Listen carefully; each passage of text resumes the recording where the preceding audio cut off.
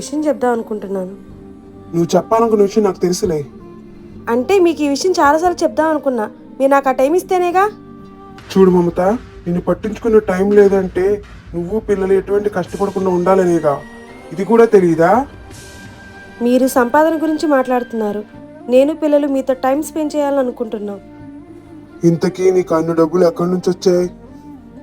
నేను మిషన్ నేర్చుకున్నాను బావా, ఆ బ్లౌజు కుట్టిన డబ్బులే నాన్నకి ఇచ్చా.